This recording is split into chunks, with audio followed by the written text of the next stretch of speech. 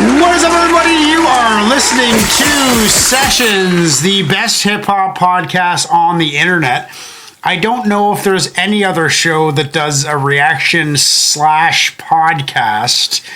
I don't think general reactors usually have enough to say about tracks. And I found from doing live shows for so long that I had a lot more to say than I was saying. I kind of had compacted versions. I didn't really unleash the emotion, you know, so maybe we can do that on here. How are you, LP? Yeah, doing pretty well. Pretty productive weekend, and ready for some Music Mondays. Let's get it. And you're laying down this Merc verse tomorrow or something? That's correct. Yeah, tomorrow after work, I'm going to hit the lab and get this verse laid down. And then it comes back to me and Amol, and me and Amol are going to do, hopefully, like an outro hook or something. Amol really wants to be on the track. Okay. But it's got to be at the end because the three of us need to talk to each other before it's broken up with a hook. Mm-hmm. But I was thinking about getting them all singing something beautiful on the last hook to close it all up. Yeah. Yeah, I'm fucking stoked. Just whoever's watching this is obviously a Merkules fan. I just want to say that this guy that you guys adore, he is what a strapping young lad he is. He is just a pleasure to work with. He's so friendly. He's so generous with his time. Like when I was in Mexico and when we were talking about doing this track that we're doing, we literally chatted on the beach for fucking 3 hours, man. Like just like nonstop ideas, thinking, getting to know each other, talking about our stories, what we're gonna do. And during that conversation that we had, I actually wrote my verse. So I kind of prompted Merk's verse from my verse, which I recorded after Merk recorded. So the sequence of the song goes, me and Merk meet, we start talking. And by the way, I messaged him just out of the blue. I ended up in his like spam DMs or whatever. But I guess he was cycling through them, and my message caught his eye, like out of his spam folder. Like he wasn't following me or anything. He never even heard of me, and he caught that in his spam folder, read it, and replied to me, which I thought was fucking dope as it is. And then gives us the deal of a century and busts ass and gives us a verse. And then so it goes. I prompt him with my verse, write the verse with him when I'm talking to him. Then he records his verse, sends us his verse. It's like, holy fuck, this is good. I can't believe how good this fucking, we got to step up our game. So I record my verse. Amol's just flabbergasted so far. And now it's off to LP and it's at LP's court now. So why don't you tell us a little bit about the, where you're doing this studio that you go to and who's doing this for you? Okay, so since I moved to Missouri, because for all the years I've ever recorded, I've done it like on my own home equipment or whatever lab I could get into wherever I was living, you know? Yeah. So since I relocated to Missouri and I started putting out these projects, there's a local recording studio called North Village Recording. So that's where I lay down most of my vocals, because the difference between this home mic that I can use and the higher quality mic that they have there, you know, I mean, it's... Do you know what they're using? Are they using Shure? No, they use a Manley microphone there. Oh, yeah, okay, Manly. Yeah. So I get really good vocals, and it's very, very reasonable. And then, yeah, and it's perfect, because Amol was saying, like, just now you're through a killer mic, he just needs a raw vocal. Exactly. Like, he's got some, you just need a killer raw vocal with no effects on it, just straight in. And he's got some master plan that I'm too feeble-minded to understand how to mix your voice, but he's like all excited about it. Well, that's so he wants that raw vocal, and that's sweet that you can go there. Like, if you don't mind me asking, we are making a video. We're not live, so we don't have to upload this. If you don't want to answer it, I can always edit it out. But how much is it? Like an hour, or what do you do there? I've never done that before. Sure. So I record, there's a head engineer there, and then the studio itself is owned by Tim Hansen, who's an engineer in Missouri who owns two different studios, one in St. Louis, which is the mixing boutique, and then North Village, which is in Columbia. Then the head engineer that I've been working with there is John Liebig, who is a producer and an engineer out of there. So he charges me $50 an hour. And Not bad. And I know, and we get a lot of work done, you know, because like that's as much beer and dope as me and Amol go through in an hour. Well, I mean, it is worth it. It's just so worth it for me to just not have to mess with anything and to get better quality vocals. You know? Yeah, that's perfect.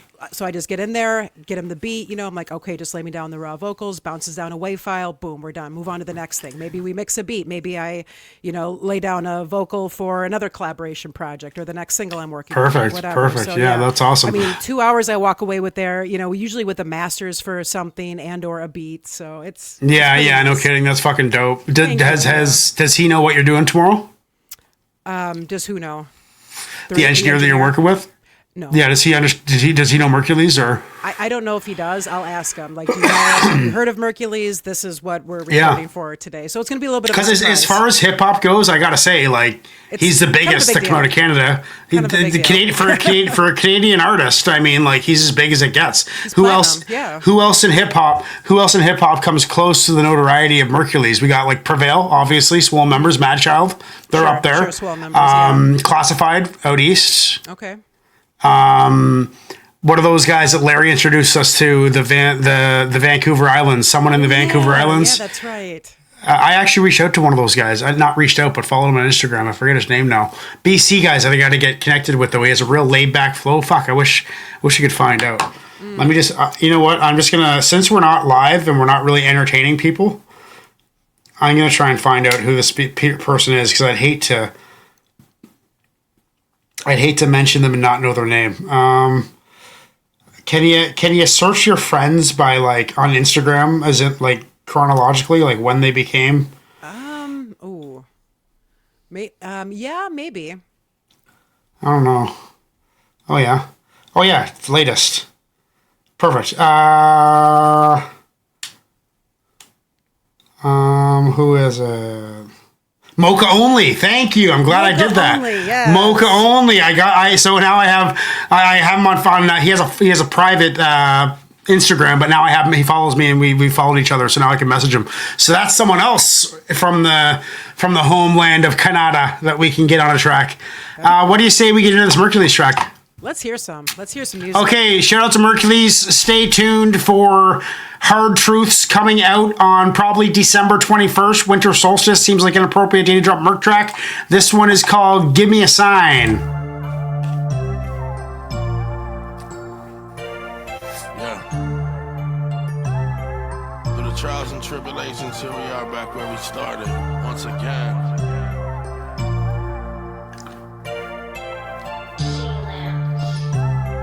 Nice fucking ride, Merk. Jesus Christ. Grew up with the most wanted, killers and known robbers, invented the blueprint, but they're paying me no homage. If you're not keeping them warm, they'll claim that you're cold-hearted. My bro is in a pen, I'm in line at the post office. Sometimes it feels like I'm loyal, but to a fault, considering everyone but myself, and that's gotta stop. It took me 15 years to get on the top, now I'm here, and it's fucking weird, cause I still feel like I'm lost. I'm trying to learn to love myself, that I don't need a reason. A slight obsession, a definition of people please. Like if they wrote a book on my life, would I even read it? Or be too busy helping other people feed the demons? I tried the liquor, tried the weed, I even tried the pills. What's my problem? Do I harbor survivor's guilt? The Travis died, his open casket has me crying still. I'm trying not to think about it when I'm by myself. I'm just trying not to break. Maybe there's too much on my plate, you can see it on my face. There's only so much I can take, finding new ways to numb the pain. Lord, give me a sign, cause I'm just trying not to break. Maybe there's too much on my plate, you can see it on my face. There's only so much I can take, finding new ways to numb the pain. Lord, give me a sign. I'm so concerned with all the judgment, Pat, I miss you, yeah, you heard me, motherfucker, I'm still learning not to numb it. But I'm a person, not a puppet. Maybe I'm deserving of the suffering, but it hurts me in my stomach. I can't ignore it anymore. Fuck the bottle, had to pour it on the floor. Now I gotta go on tour. Pat's Day. We forgot about Pat's Day. Got success, but no one said what came after it, so give me a sign. You need a favor, huh? Get in the line. I'm being honest with what's been on my mind. They think I'm famous, so they think that I'm fine. There's tears running from my cheek to my chin the whole time. I'm fucking fed up, but I'm trying to keep my head up. Voices in my head never let up, so I'm letting them talk.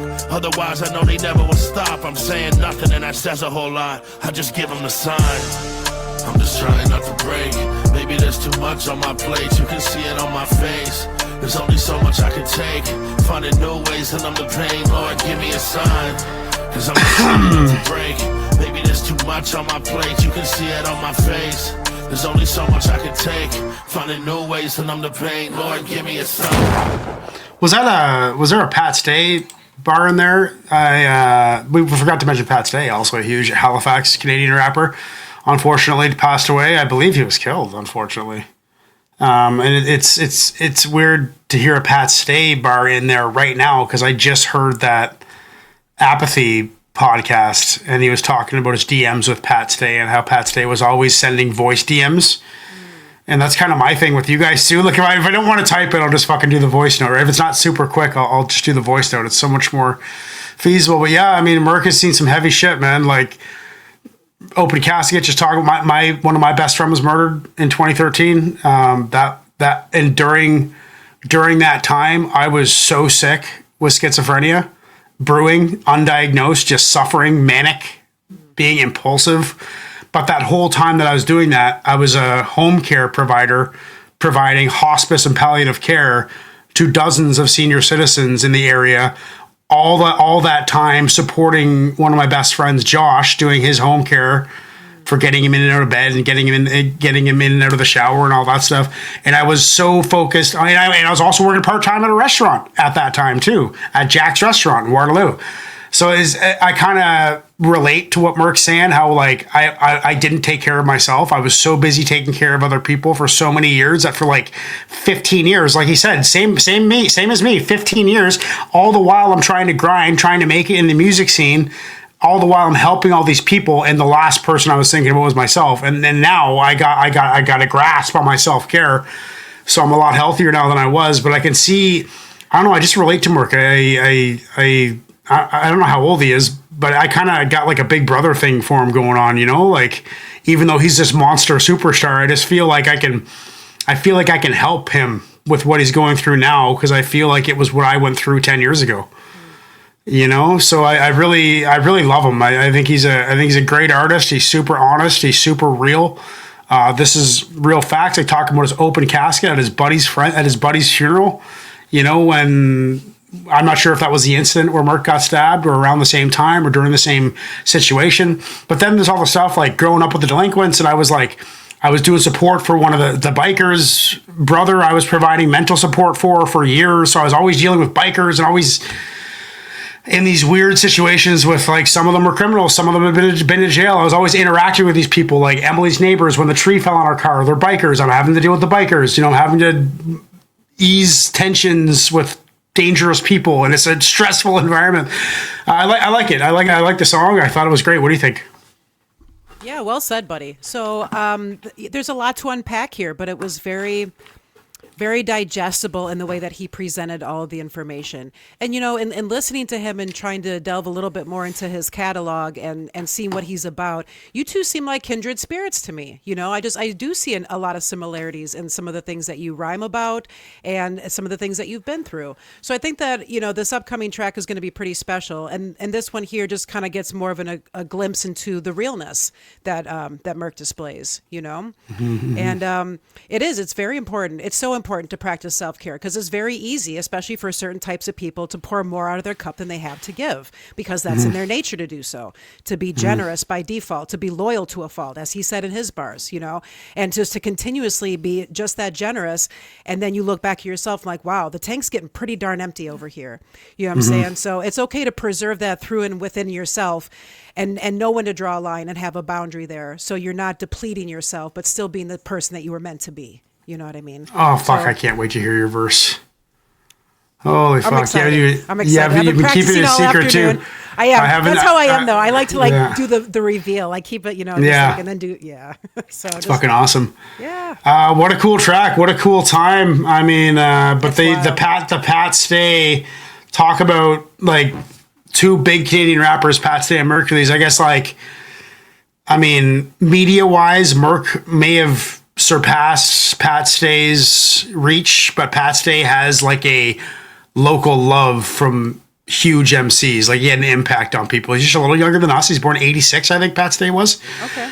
Halifax, from my homeland back over there. And I want to dig. I don't know anything about Pat Stay. I like the first time I heard about him was when he passed away, and that's unfortunate. I'm going to spend some time since I've heard now Merk do a Pat Stay bar and heard Apathy talk about Pat Stay on the podcast. I think it's something we should look into. That is Sessions Podcast, everybody. Hopefully you like this Merkules episode. We're going to upload that now, and then we're going to go to the community page. There is a new post for Sessions requests that is already becoming populated by all of you. Thank you very much. So we're probably going to grab one from there and do another one, guys. Cheers. Have a good day, and make the world a better place. Love you all. Cheers.